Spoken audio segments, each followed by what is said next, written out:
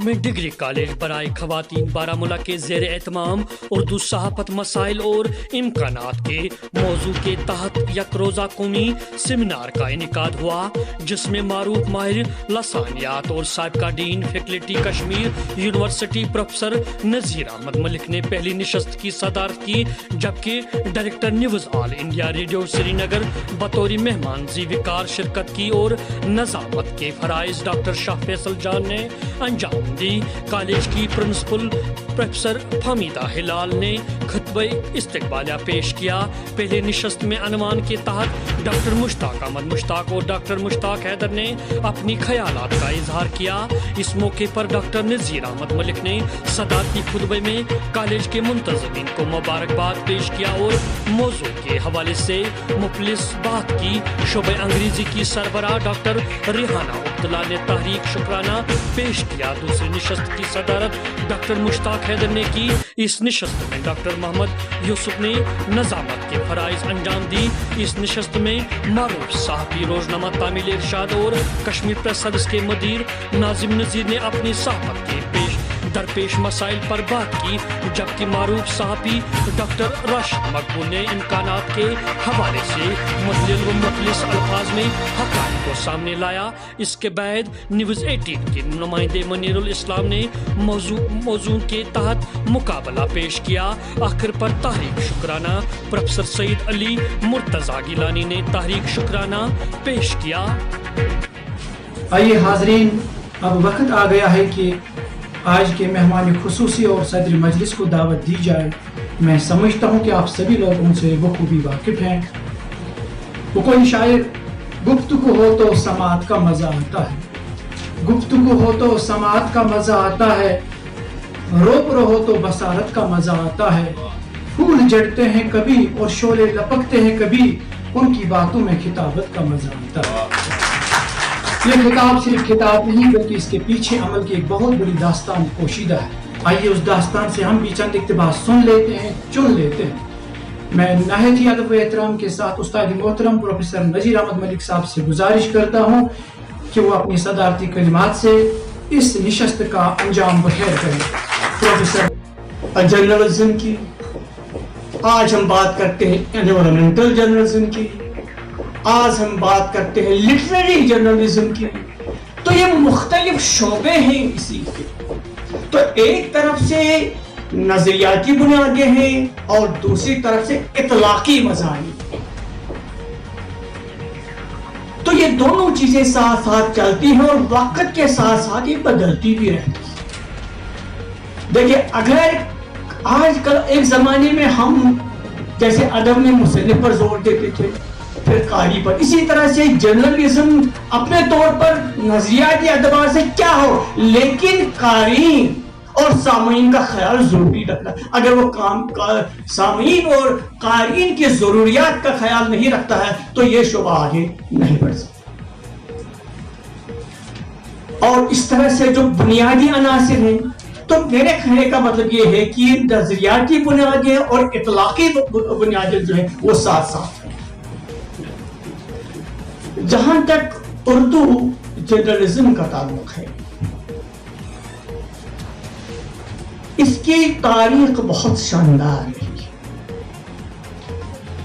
اس کی سب سے بڑی وجہ یہ ہے کہ اردو ہندوستان کی واحد زبان ایسی ہے جس کا ایک ہندوستان گیر کردار رہا ہے۔ ہندوستان کی تقریباً تمام زبانیں جو ہیں وہ اپنے اپنے خطوں تک محدود ہیں، لیکن اردو واحد زبان ہے جو کوئی علاقہ متعین نہیں۔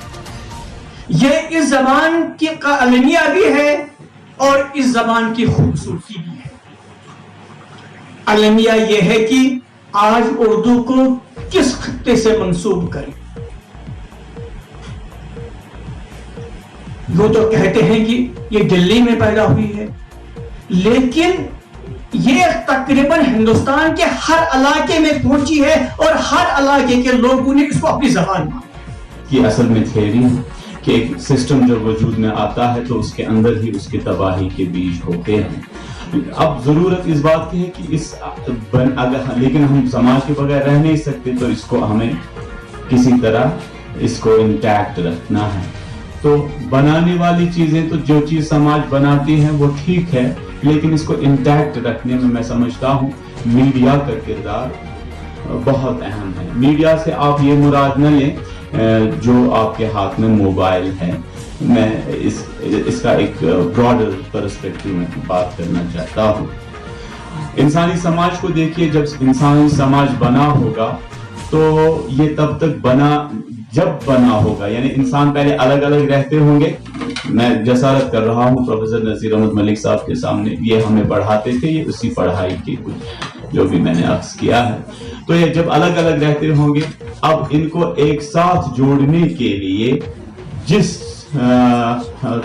तरसीली मसाइल आए होंगे कि मैं इसके साथ जुड़ूं, लेकिन कैसे जुड़ूं कि मैं अपने ख्यालात इस तक पहुंचाऊं, तो जुबान के ताल्लुक से मैं समझता हूं कि जुबान ने ही तरसीली मसाइल का खात्मा कर दिया है।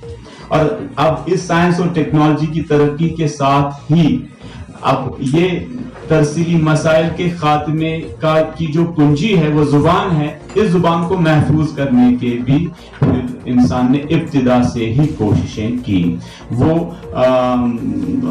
लिखे हुई सूरत में हो, वो इशारात की सूरत में हो, जैसा आप सभी जानते हैं। तो इस जमाने में आलात भी पैदा हो गए। और फिर वर्किंग जर्नलिस्ट के होते हुए मुझे मसाइल और इम्कानात से मुतालिक बहुत ही मालूमात। अगर मैं उन मालूमात को आपके साथ शेयर करना चाहूँ तो आपको रोना पड़ेगा या तो हंसना पड़ेगा। मसाइल तो बहुत है। अगर मुझे उस्ताद मोहतरम माफ न करे, मैं एक लफ्ज इस्तेमाल करूं, वो अदमन सही हो, उर्दू में सही हो, ये मस्जिस्तान है। इसमें बहुत से मसाइलों का जुर्मत है। लेकिन एक बात है कि अब हम इस आग में कूद पड़े हैं। अब कहां से नारी नमरूद होगा? ये नारी नमरूद है। अब जिसको चाहे वो इसको गुलजार बनाकर ही करता है। तो गुलजार बनने की क्या वजूहात है? उसके मोहरिकात क्या है? उसके बुनियादी मोहरिकात है जिसके लिए सहाफत को बताया गया है।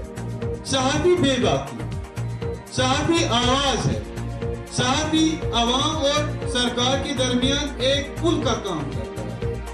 अगर ये बीच पुल में अटक गया, ये सहाबी इस रास्ते से चलते चलते बीच रास्ते में अटक गया तो ये गिर जाएगा, ये दरिया बुर्द हो जाएगा, घर की आग हो जाएगा, इसका वजूद बाकी नहीं है। इसको मसाइल है क्योंकि इसको पुल पर जाने के लिए सीढ़ी नहीं है। मैं यह बात आपसे कहूं कि एक बंदा है आपके पास, इसके हाथ में मोबाइल है 12 बजे से 11 बजे से, इसने शुरू किया। इमाम साहब मस्जिद में जाता है, ये मसाइल है। इमाम साहब मस्जिद में नमाज पढ़ाता है, खुदा का काम करता है, लेकिन इसको भी मुआवजा मिलता है। जब सहाबी आपके कॉलेज में आता है, जब ये डिमांड करता है कि मेरा दिन गया, तो इसको ये ब्लैक मेलिंग कहा जाता है। आखिर इसका भी पेट है, इसका दिन है, ये आपके लिए आया, आपको कवर करना है, आप इसका तो ख्याल करना ही है। ये ब्लैक मेलिंग नहीं है, अलबत्ता ब्लैक मेलिंग की दूसरी बात। मुझे माफ कीजिए कि यहाँ पर बहुत से अखबारात जो हैं या लीजिए अपने मेजबान मजीद शेरी और कश्मीर प्रेस सर्विस के पूरी टीम को इजाजत।